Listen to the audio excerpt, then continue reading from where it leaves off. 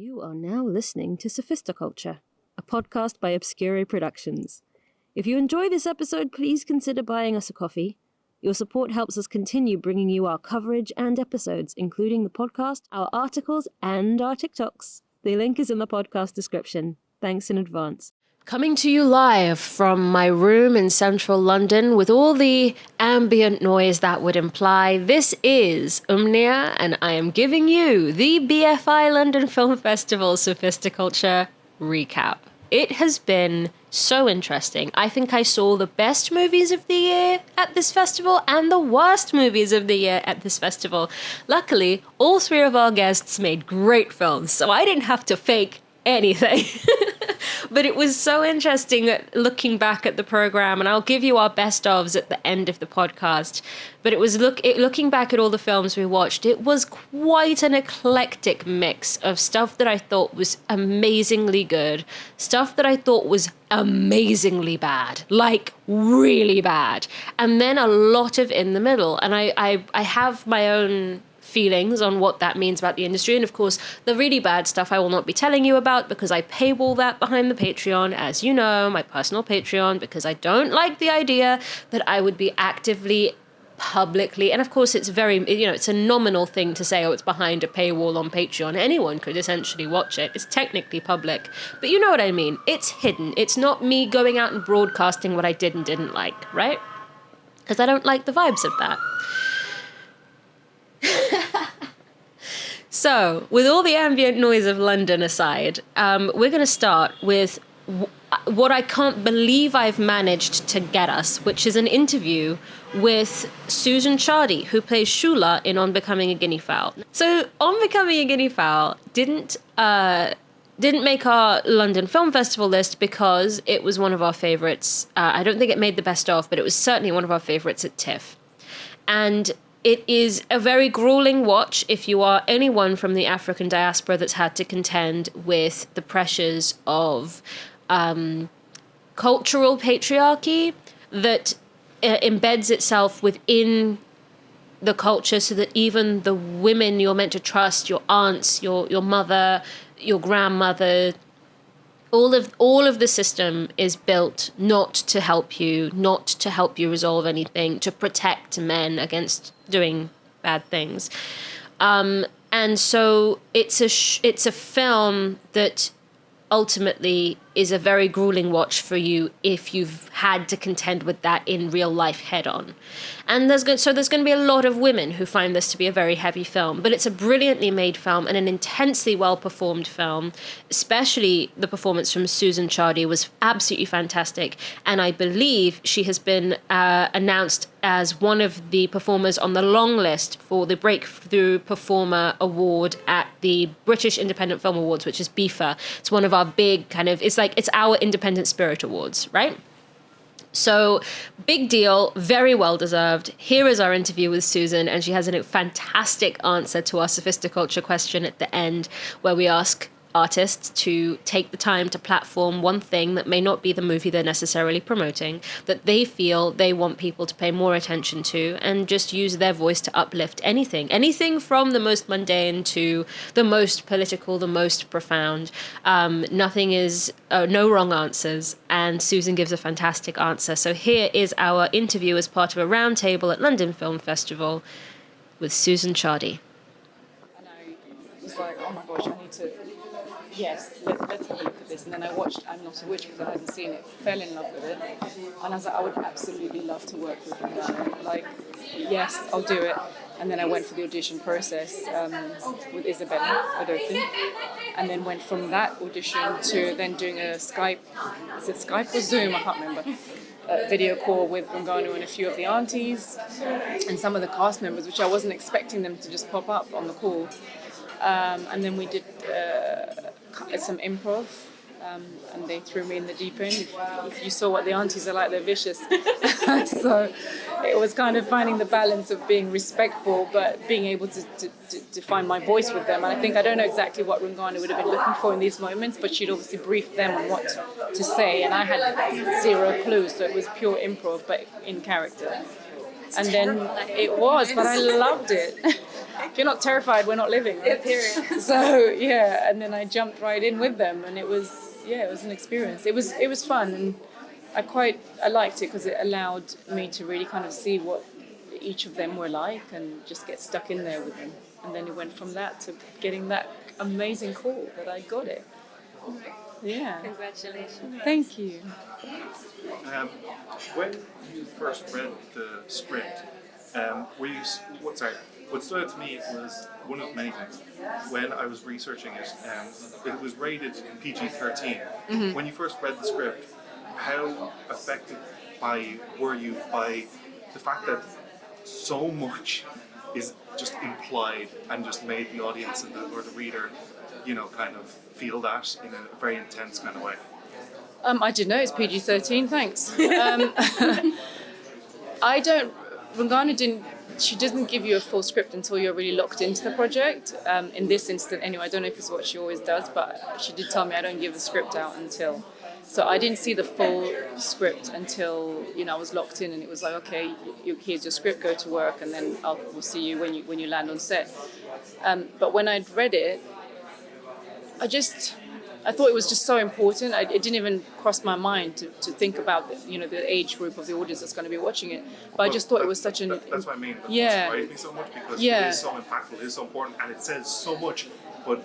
You feel it should be older for you, do you think? Well, in terms of understanding it, and yeah. obviously you don't want children to understand any of it. Yeah. But the fact that it's all left for implication, while there isn't too many explicit violence or swearing or anything. I think I get your question, but I also think that's the people who make those decisions would have, I guess, looked at the reason why it would have been PG-13. But if you're asking me if I had a 13-year-old, would I let them watch it? No. I think because of the way it makes me feel and my experience with the film, I personally would be like, you have to know who your kids are to be able to let someone who's 13 watch it. But you're right, there is a lot of it's not a big reveal moment film where you suddenly go, oh, it's this. The penny drops for you at different times, right? Because we don't all get it at the same time. And I do think because of that, it does.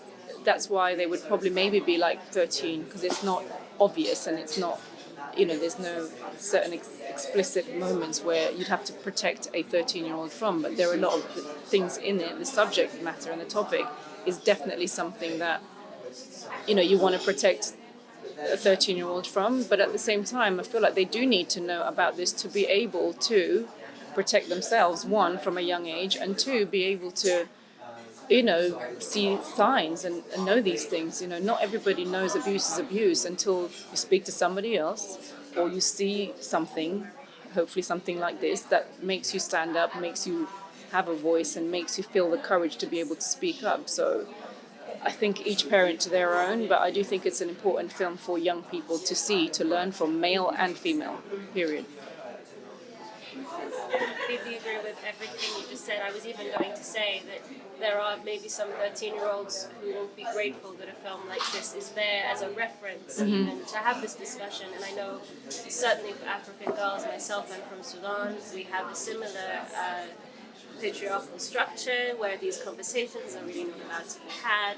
I want to wrap up by finally asking, for Sophisticulture, we ask artists to platform a topic of their choosing, something maybe that's irritating them, or a book they've just read, or an album they're obsessed with, or even a political issue they'd like to raise. I know this is an issue film, a film that gets into something that I really think has not been explored enough in modern popular culture or even modern culture, the pain of African girls and women and how we process that pain and that abuse.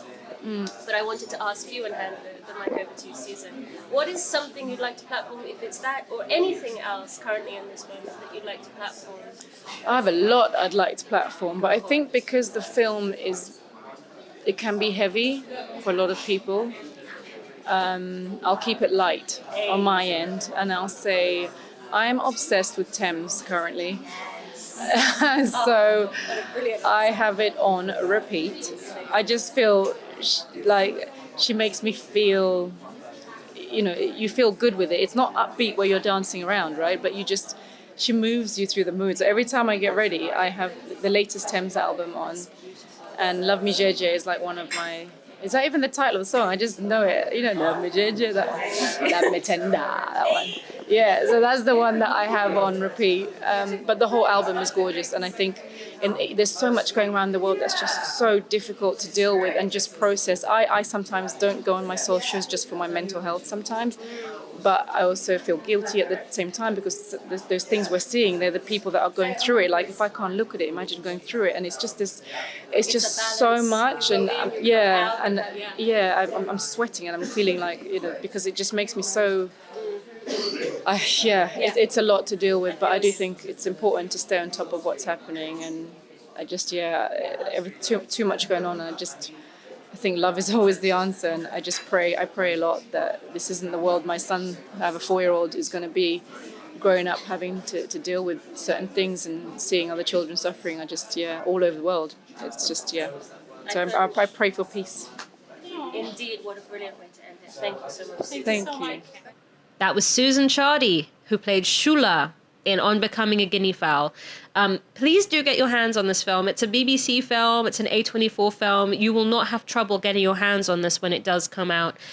If you are fascinated, as I am, by first, second, third time filmmakers making incredibly poignant work, this is the only work people really ask of people of color to make. It's like, you know, the people of color experience. Currently, that's where we currently are. But when it happens, it, you know, when that gate is open to us, it's some of the best filmmaking you see every year.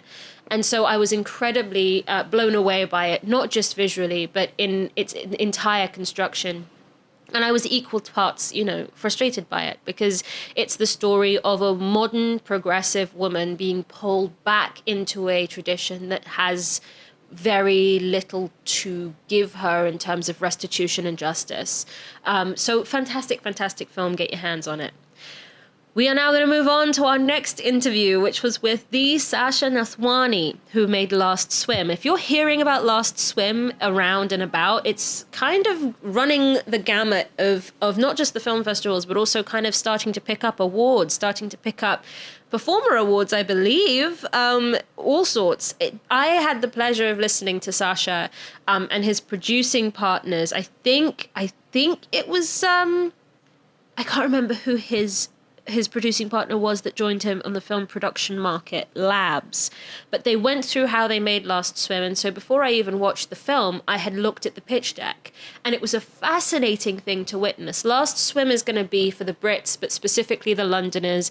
It's about a day, it's about A-level results day. But it's taken to kind of its dramatic extreme.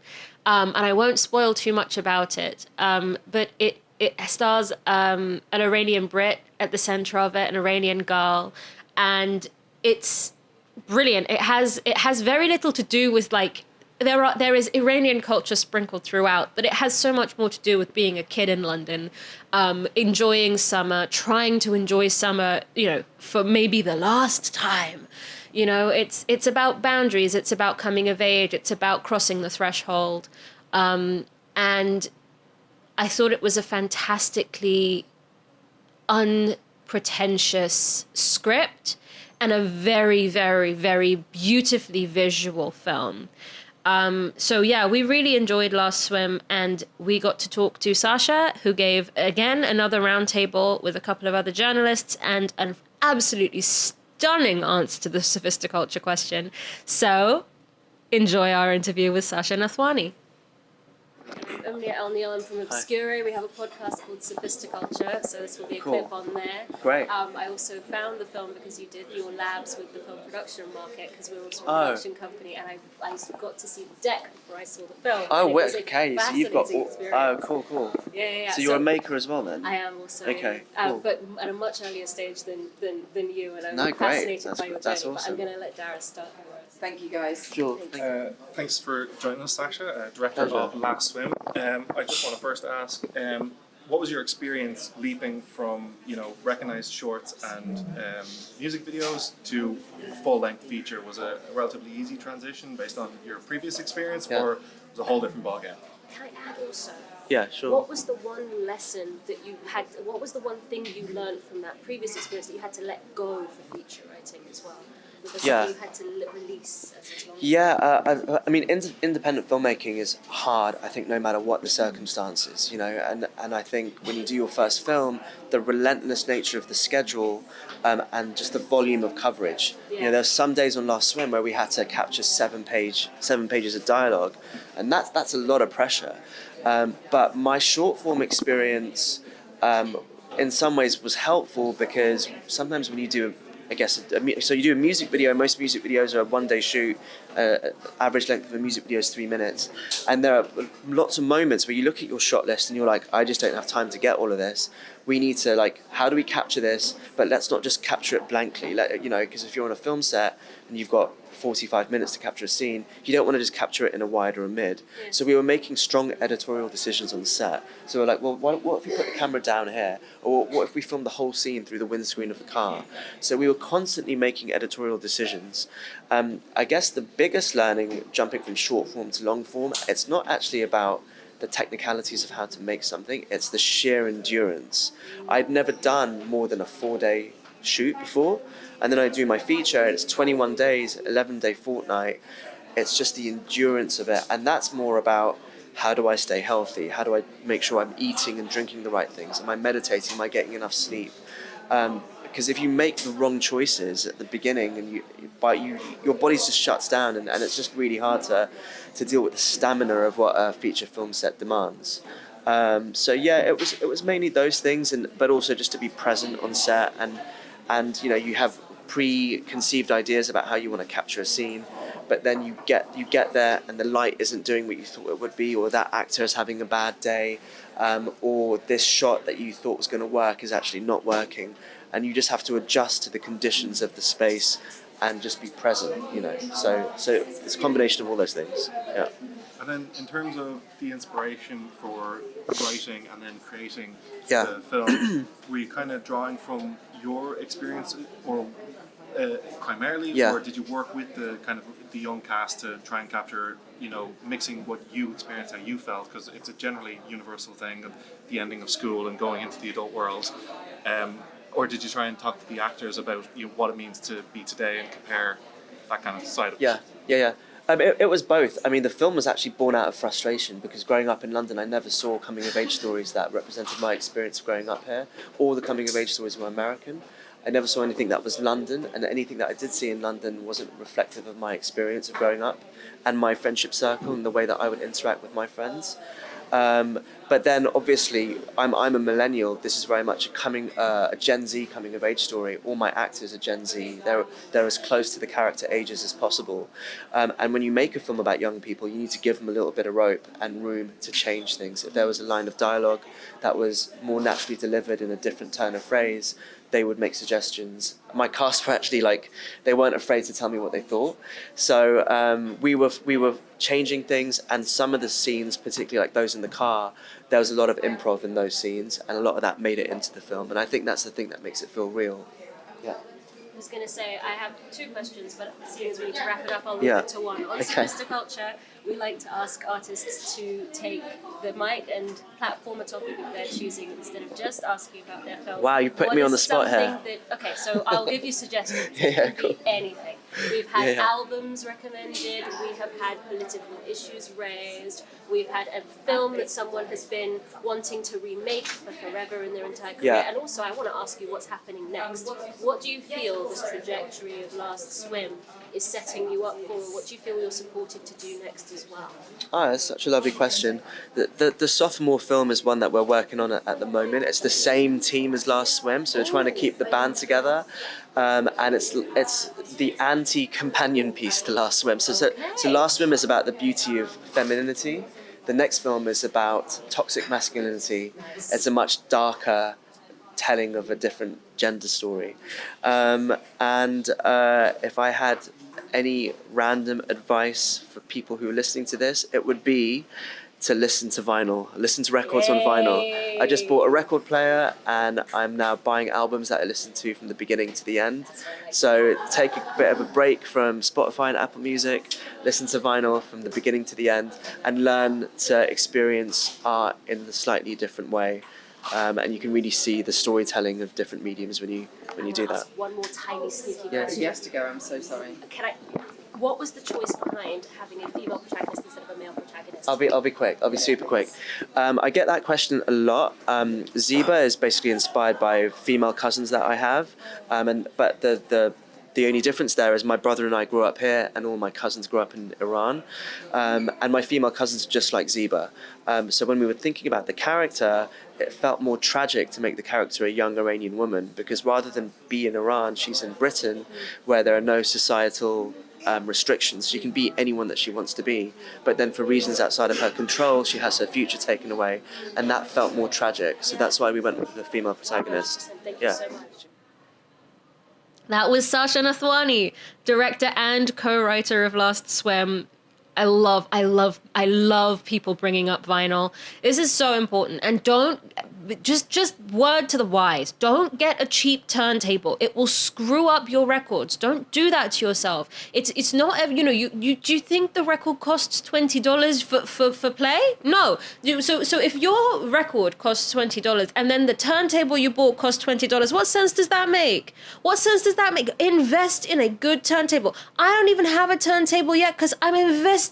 I'm saving for a good one. Okay, I have 12 vinyl records sitting on my desk right now that I cannot play. I'm waiting to invest in a proper record player. Okay, but Sasha really said that, and that was for real. That when he said that, he meant it, and I meant it too. So that was an amazing interview with him. It was a brilliant, very visual film, and I think London's gonna love it. And specifically, everybody who's like a millennial, maybe Gen Z, some Gen Xers maybe are gonna really love the nostalgic approach, because it's a very modern digital movie. It's not on film. It's not giving it doesn't give vinyl. It doesn't give retro. It doesn't give analog, but it gives nostalgia. And I think it's a very specific balance that he's struck visually. And I cannot wait to see what his next film is going to be and what he chooses to make next. So yeah, we're looking forward to that. Okay, final interview, and I honestly, this is the one I was buzzing about. I got a last minute email from, shout out Nikki Astley, who's running the Filmmaker Afternoon Teas, which is how I managed to get these interviews. I had sent an email. Please hold. It can't be every day there needs to be a squad car. What is happening? Anyway, I had sent an email going, hey, I'd love to be at the Friday afternoon tea. Do let me know. I had no response. About an hour and a half before that final afternoon tea, Nikki gets back to me and goes, hey, are you still in? Do you want to come? And I go, oh, yes, please. Who's going to be there? And I look at the list, and there's a bunch of films I haven't seen yet, and I try to make it mostly, if not strictly, a rule that if I'm not intending to watch a film or I've not watched a film yet, I will not interview people. But the intention I had to watch Seeking Mavis Beacon, so when I saw Jazmin Jones and Olivia McKayla Ross on the list, I was like, I don't care that I've not watched it. I have to get... I have to get an interview with them because this looks so good. And so I'm sitting, I'm waiting, I'm getting my free coffee and my free snacks, right? In come two of the coolest people you've ever seen in your life. Ever. They walk in, it's like the whole vibe changed. And I'm going, be normal, be normal. I'm pretty sure it's them, but be normal, be normal, be normal. Finally, I get a chance to interview them. They come and sit down in front of me and I go, okay, I can't wait to ask these guys the Sophisticulture question because there's going to be an answer here that I'm going to love. So, okay. So now, honestly, Jack, roll the tape. This is Jazmin Renee Jones and Olivia McKayla Ross from Seeking Mavis Beacon, and I will tell you about the film when you've listened to their answers, because their answers to the question are lit. For real. press record. I'm totally a professional. I know exactly what I'm doing. This is great. We love this. I am from a podcast called Sophisticulture.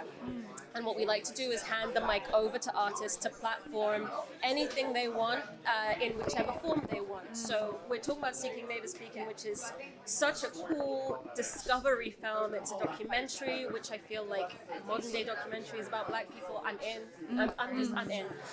But also, this is also kind of a chance to talk about anything else, because you guys are doing a junket now for the film, which is you're getting to talk a lot about the film, but there are other things, like as artists we're maybe more into an album right now, or when there's another film that we really love that's informing our next work, or someone mentioned getting back into vinyl recently, and I'm trying to platform getting people back into vinyl. As I was saying before I rolled mic, everybody's dripped out today. It's very much giving style icons. So I wanted to pass the mic over to you, Jazmin, Olivia. What right now, it can be anything from a political cause that you want to champion all the way down to a drink you had yesterday that you loved. What do you want to platform right now as you're on this grand tour? Wow, there's so many things. Olivia, do we have I'm looking you in the eyes before I go in a weird tangent to make sure that we're platforming something. Because, we did a taste test with the cut and we started platforming white beans and things like I'm like, what do we actually want to promote here? Olivia, this is your hot take on torrents, I do think is a crazy thing to platform in this day and age. I think more piracy should be normalized, not in like it shouldn't be illegal thing, because I feel like if they regulate piracy, we'll be in a really weird place. Deregulation, right? Yeah. Well, mostly because I've been thinking a lot about like artificial. I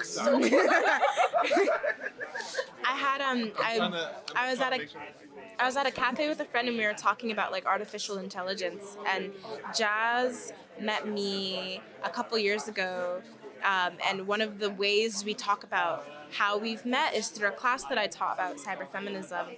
And one of the core ideas of that class was that technology is not inherently violent, but it's the people who use it that are. But I actually feel like when it comes to artificial intelligence,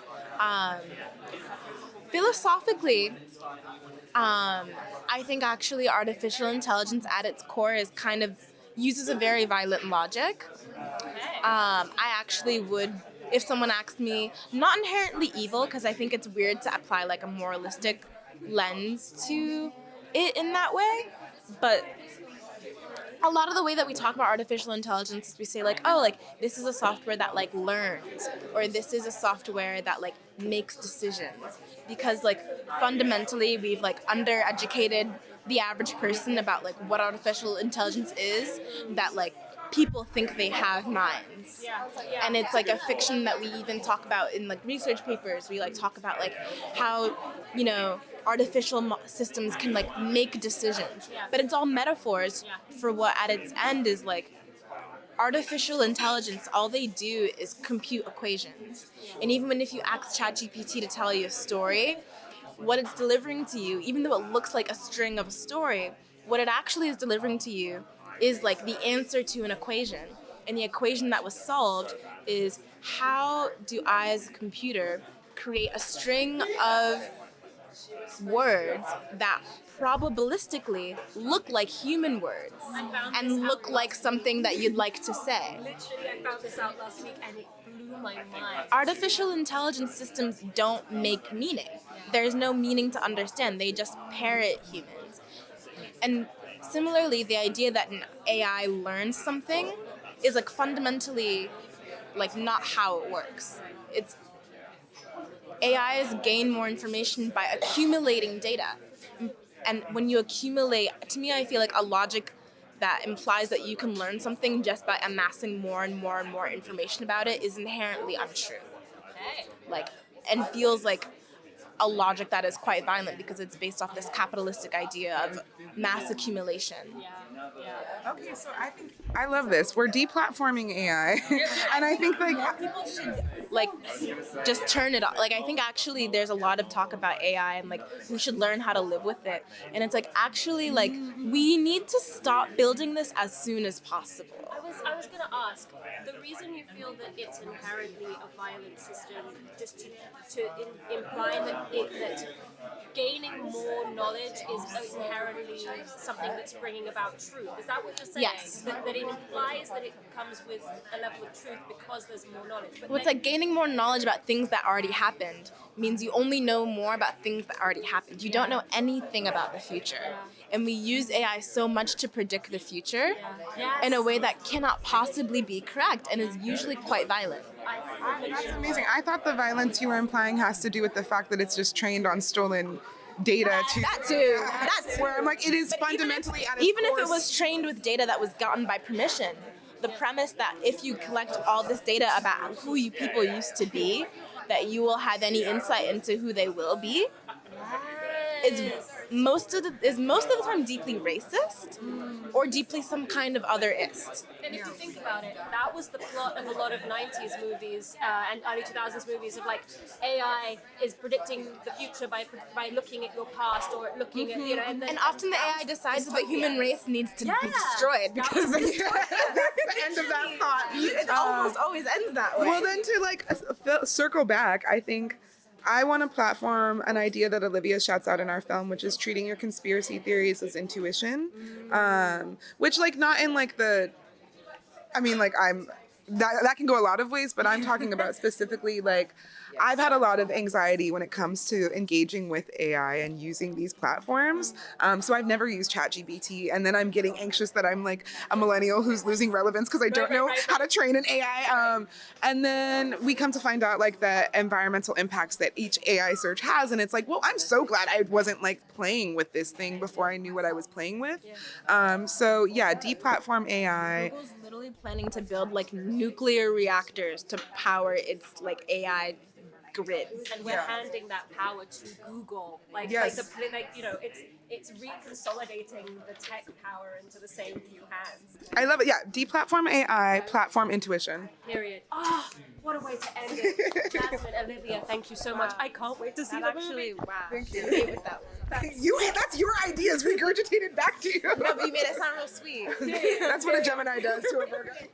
That was Jazmin Renee Jones and Olivia McKayla Ross, two of the producers. Jazmin is the director. Olivia McKayla Ross is the assistant producer, the researcher, the cyber doula. Like, it's honestly, they don't just break the form in the film. The structure of the film breaks the form of film because everyone's playing like a lot of different roles in getting this to happen. It's a documentary, it's a lifestyle, it's an aesthetic, it's honestly a historical document. Seeking Mavis Beacon is something I can hand to someone and go, do you want to know the experience of being a black girl who was raised on the internet? Boom. There, here it is. This is what it meant. This is who I am. This is like, I may have absolutely nothing geographically or even culturally in common with Jazmin and Olivia, but we speak a similar language. And you know, when people talk about the chronically online community, if they don't like that term, I'll have to think of a better term. But when people think of my generation and us being on the internet when we didn't know that it was bad to have kids on the internet, even that as a concept has been highly like whitewashed, because the general gist of it is just like every time it's talked about in the public consciousness, I'm like, that's not what I relate to. That's not, it's kind of given this shallow vibe of like, you know, clean girl aesthetics and trends like micro trends and those kinds of things that have to do with like how internet culture has been useful to capitalism. And so the first layer down from that is anytime I meet a white girl in the wild who knows what the concept of fan fiction is or references Tumblr at all, immediately kin, right? And no one talks about that in public consciousness unless it's the butt of a joke. And then Seeking Mavis Beacon takes us to a deeper level, which is essentially the side of the internet I've been on since I was way too young to be like coherent about it, which is rabbit holes, information, misinformation, disinformation, propaganda, video essays, long written essays on Tumblr, visual art, visual glitch art, AI as a fear and now AI as a reality. Deep discussion, acknowledgement of the past, but without skewing the past. Like, how many different political conversations have I tried to have online where we are just not talking about the same facts? Not in the kind of MSNBC type way of, we're just not talking from the same facts. It's like literally someone is talking about a whole different set of facts they found on a whole different part of the internet. And there is a level of, on top of that, I'm trying to articulate myself better here. There is a level that just has to do with you had to be there, but you had to be there is not a basis for fact. Like, it's not a researchable basis for fact. Like, fabulation and Mandela effects are a daily occurrence if you spent your adolescence on the internet, because you're going to think of things, remember things, forget things. There are memes that you are not going to be able to find anymore. There was a discussion on TikTok a while ago about how okay, you know, kiss my ass. You're so on TikTok. Why are you paying attention to TikTok? You're getting all your information from TikTok. There was someone talking on TikTok about the fact that the digital world is fundamentally an unstable one. It's not a good archival resource. Things disappear all the time.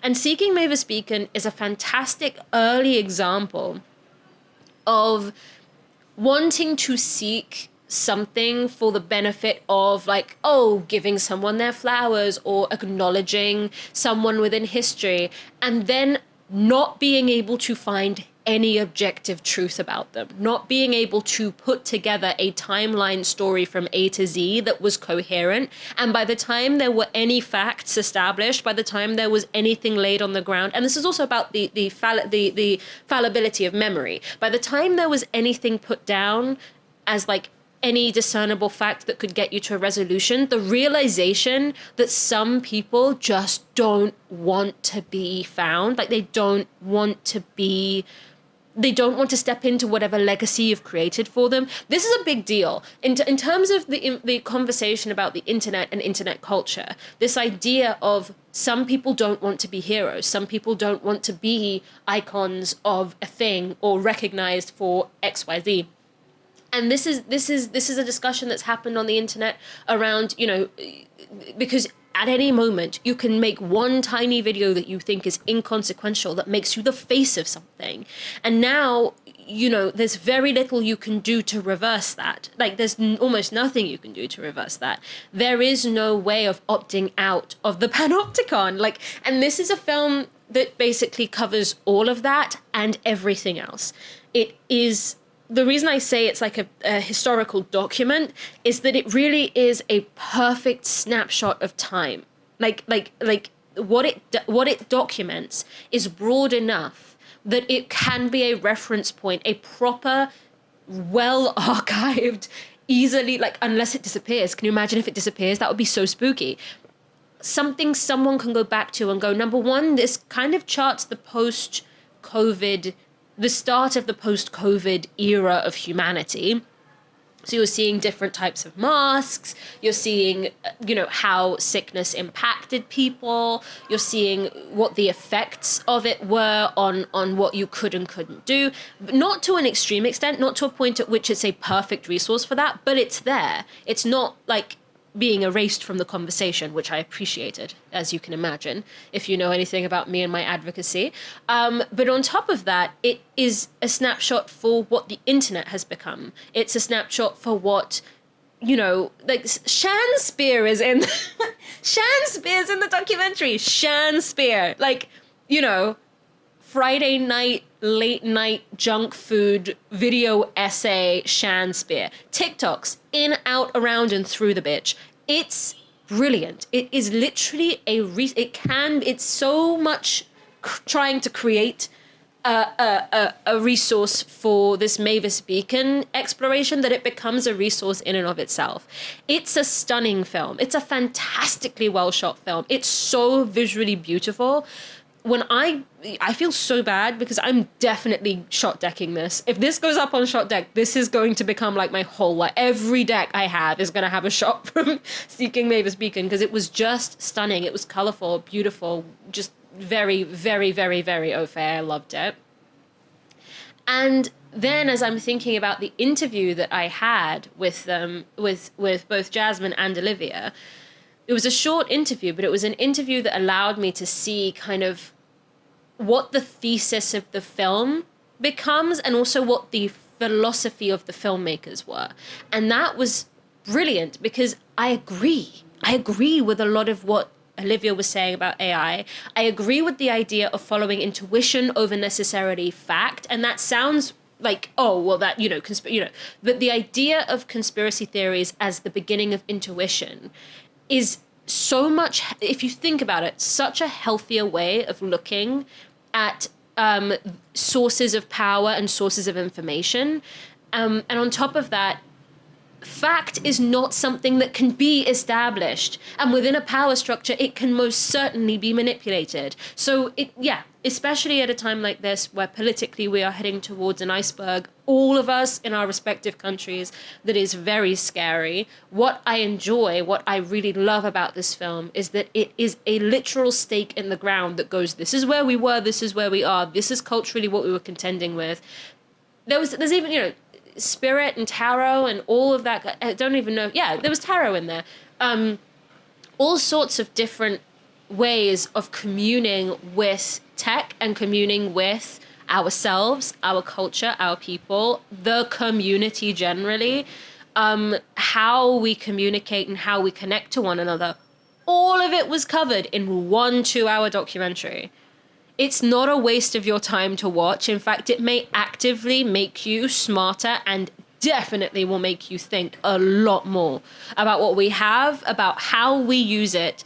And I love the idea that Olivia is like a cyber doula. And so I love the idea of a cyber doula because I think if we are going to have any healthy relationship with the tools we have created, we inherently need to come to terms very quickly with the idea that some of the ethics that we have set up as being completely 100% unimpeachable are actually impeachable. They're very fallible. They're very messy. And humans don't work on that logic track, and it needs to be reevaluated. Just 10 out of 10 chef's kiss. I wish I could put this in the homes of everybody on planet Earth. I don't know what else I can advocate for in terms of this film. I don't know if they're going for awards if they want to, but if they did, they need all of them for it.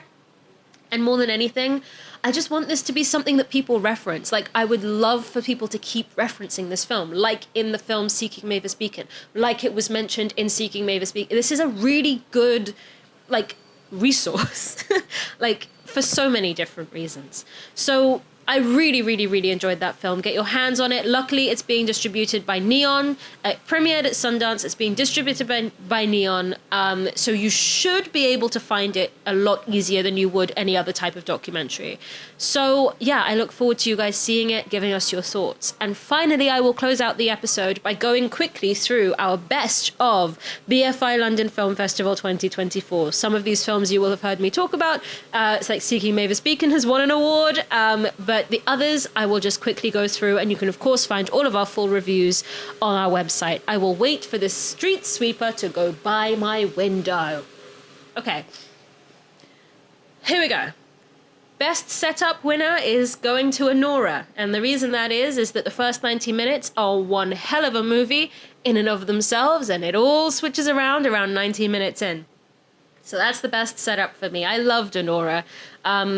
I think it was maybe a tiny bit overhyped for me as I was going in, but it was certainly a very, very good film and one of the best of the season, for sure.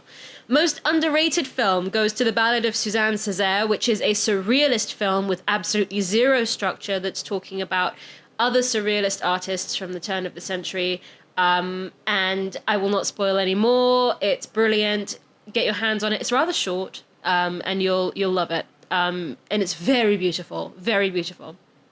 OBSCURAE Award for Insight goes to Seeking Mavis Beacon, and of course, that needs no explanation. We've just talked at length about how it provides insight, and the OBSCURAE Award for Insight always goes to a documentary, and it has specifically to do with stories that are telling that are getting us to think differently, that are getting us to see things that we weren't seeing before, and exploring things we weren't exploring before, instead of just kind of going, what happened here, that we all watched. Those kinds of documentaries are great, but the OBSCURAE Award for Insight is for things that we would not have been thinking about otherwise. Seeking Mavis Beacon is the winner for that.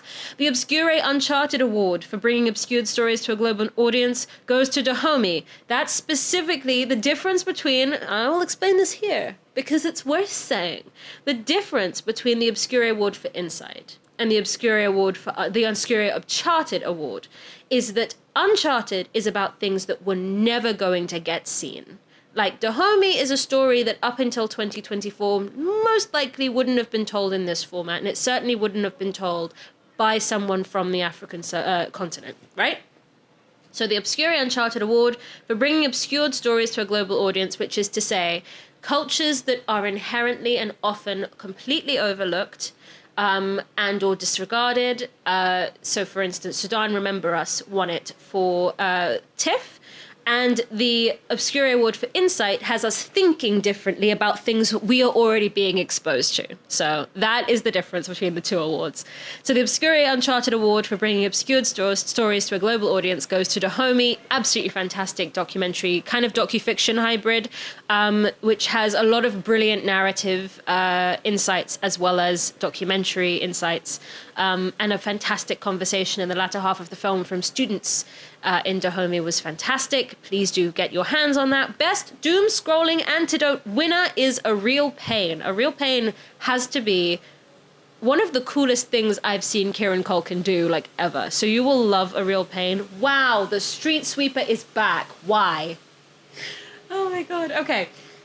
Best doom scrolling antidote goes to A Real Pain. It's a fantastic film by Jesse Eisenberg, but the real standout performances from Kieran Culkin. It will keep you engaged during the entirety of its runtime.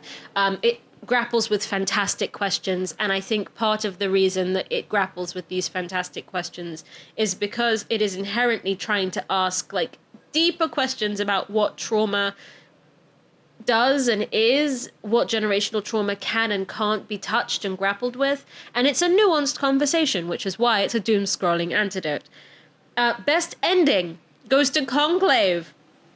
It's an absolutely brilliant film, but the ending really packs a punch, and I will not spoil it here. But Conclave is essentially about choosing the new pope, and so it starts with the old pope dying, and a series of incredibly crazy political events occur, each more ridiculous than the next, and the tension builds to an unfathomable level, and then finally the ending is just absolutely brilliant and pitch perfect. Best mise-en-scène goes to Maria. Maria may be one of our favorite films of the year. Maria, Seeking Mavis Beacon, I Saw the TV Glow. We're starting to build our end-of-year list already. It's pretty good. It's a pretty good... I mean, we have a couple more stragglers coming in November and December, but our year list is looking pretty neat, man. We know what time it is. Best mise-en-scène goes to Maria. One of the most stunning films of the entire festival circuit, and the performance from Angelina Jolie is unmatched. But specifically when you see Maria, you will know why we've given it Best Mise-en-Scène, because the framing and the sets and the way that the whole thing was shot is just a type of beauty that is unexplainable, and it's operatic almost in its scale. Best conversation starter goes to Blitz. It's a conversation starter because it is much more a horror film than it is a wartime epic. It gives tension on a level that is very scary. It's a film that's a lot scarier than you would think for the subject matter. I think we're used to a lot more coddly kind of this was war, but we all got together and we took care of one another, and there's a bomb, but it's not visible, it just happened in the background. Like, this was scary. This was rouse you from your sleep type scary. And of course, it is also a wartime epic about wartime Britain that brings back the concept and reminds everybody that it wasn't just white people in London in the 1930s and 40s. There were all different communities that were still here, that were represented here in London during the Blitz, even on the battlefield in World War II. But I'm sure that's a movie for another time. Best conversation starter goes to Blitz. As of recording, we have not yet awarded Best First Date Film. So if you want to know who won Best First Date Film, you will have to go onto Instagram and find out. But we have not yet awarded that. That is still sitting blank on my notes. So good luck and congratulations to whoever won that award. This has been our recap of London Film Festival. And here are my final notes on the festival circuit. As you know, I have covered the festivals all the way from BFI Flair at the start of the year, all the way to now at London Film Festival by way of TIFF. And I've covered a lot of films that have come out this year as well. And so as we're starting to leave festival season, as it wanes, and as we start to go into kind of award contention and people thinking about release dates of these films that have come out at these festivals, and then those release dates leading to, award contention, it's becoming clear. And of course, I've been in tons of industry talks and industry conversations. It's becoming clear that the industry believes that they cannot sell straight down the line dramas anymore. And so you are going to find that the Oscar and Academy Award nominees and all of those lists are going to be a lot more colorful this year than you're used to. I'm predicting, I may be completely wrong, but what I'm predicting is that this is going to be a year of getting your mind off the bleak, getting your mind off the tough. Everything has to have a little bit of an inspiration tug to it. Everything needs to feel upbeat, and which is why I think Anora is running rampant across the film circles right now, because it may be heavy at the end, it may have heaviness to it, it may still be an art house film that's challenging, but for the marketing and for the first 90 minutes, it's a party. And that's, I think, what the industry believes the audience wants. And this is where I now step back and I look at the two sides of me, the side of me that can tap into kind of what the industry thinks, and the other side of me that taps into like the internet. And I think every single time I tap into like the internet and like my generation and like what we're vibing with, it is so separate from what the industry thinks we want. And I don't, it's not, the internet's it's a bubble. We're in our bubbles. I'm not saying I know everything about everyone. I'm sure I'm going to be wrong about Gladiator 2. I'm sure my take on Gladiator 2, which is that I feel like it's not going to do as well as it thinks it's going to do, is completely wrong, and it'll get, break records and whatever, and Wicked will, it'll have its ceiling or whatever. I'm not saying I'm an expert, but I think you should, like, the reaction to the substance should be instructive as to what audiences are reacting to, because the substance is a very, very heavy film that's so heavy it borders on absurd how heavy it is, and it's body horror. And it shouldn't work on a wide scale. And yet, the film circles trust me, I was at TIFF, people weren't talking too much about the substance. And then it won Midnight Madness. And suddenly everyone was like, oh, because that's people's choice. That's a people's choice thing. And suddenly like, oh. And then it came out in theaters that following Friday. And and then all the girlies were talking about it. And it became huge. Because there seems to be this continued discussion among film bros I met throughout London Film Festival, where it was like, no one, everyone misses the old types of movies. And Sean Baker said something similar about Nora. Everybody misses, the adult contemporary film that's like a good time, but it's also like, for adults. And, everybody misses the family film. Or everyone misses the kind of, early 2000s comedy. And I'm going, everyone? wish everyone. Oh well, you know, I have my ways of knowing what people. So many people over the industry networking events were telling me what they feel they think works and what no one is making, because everybody, you know, in the industry doesn't understand what people actually want to watch. So I'm very cautious when I say I understand what people actually want to watch. I'll just tell you from the perspective of what I've been seeing. People want the substance. People are going to enjoy something like Seeking Mavis Beacon. People are going to love Honora, but people are also going to love, like, Time Stalkers, the latest movie that's come out in cinemas that is just, like, kind of campy and fun, and it's like a time travel love story. And then people are also going to love, like, The Outrun, which is a very kind of heavy film. And they have loved The Outrun. And then people are going to love Blitz, which is a big wartime epic. People don't really give a shit. It just needs to be a good film. Like, it's like I think everybody's making so much meal of it. Oh, no more dramas. We just want genres. Oh, it has to be this kind of thing and that kind of thing. People don't want to be preached to. People don't want political movies. People don't give a shit. Make a good film. Like, is it that crazy? Is it that crazy to just say, like, make something that's entertaining to you instead of thinking about what everybody else wants to see? Just make the film you want to make. Don't sit there and try and justify it. Don't sit there and go, people are waiting for, people want to this. Just make a good film, my dudes. You know, people don't want to be preached to. It's like, you don't want to be preached to because you're sick and tired of being preached to or whatever. Go watch the movie that doesn't preach to you. Wow. Yeah, I think the key here is not to get overly indulgent about what people do and don't want. Oh, it's easier to sell a genre. Maybe that is the case for, like, you know, when it comes to, like, sales agents talking to distributors. But sooner or later that will flip back because the audience will stop wanting genre and they'll want something serious again. And it's like, at the end of the day, people are going to watch what other people tell them to watch.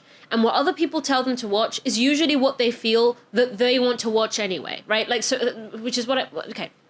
People, so like, let's say person A will watch what person B is saying to watch, right? And person B is like people on TikTok. Like, they go, you have to see this film, right? They are usually covering the films that they went and watched and thought, that was ace. I need to tell everyone this was ace.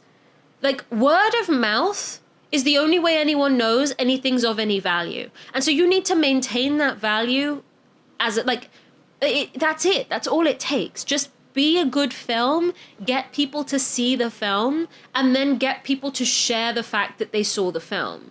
Like that, it doesn't matter if it's a drama or like, people don't want to be challenged. People do want to be challenged. Like people do. The Substance is not a non-challenging film. What's the other film that came out this year that was big? You know, Challengers quite literally is called Challengers. It's a challenging film. It's not a straight down the middle film. It's got a lot of politics in it. It's got a lot of fighting within it. It's not just kind of a scrappy, sexual threesome between, like, repressed boys and a tennis star. Like, it's a challenging film about, like, power and sacrifice, and that's not just, it didn't just do well because there was like 3 hot people playing the leads. There are many films that have come out in the last year, some of which I saw at festivals this year that had very hot, very handsome, up-and-coming people in them.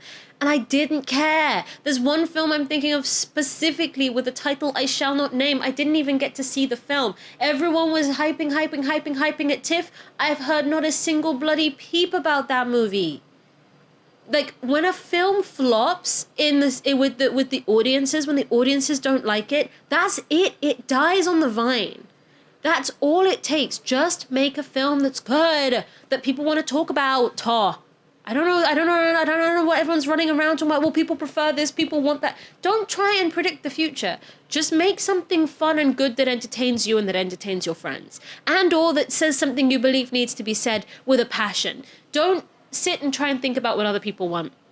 Because no one wants the film that looks great on paper, but that didn't do well, that they didn't enjoy in the cinema. And this is why I advocate so heavily for the films I like, because there are a group of people that are going to either buy their ticket or not buy their ticket based on what I say. a very small group of people in comparison to like any of the other film reviewers on TikTok.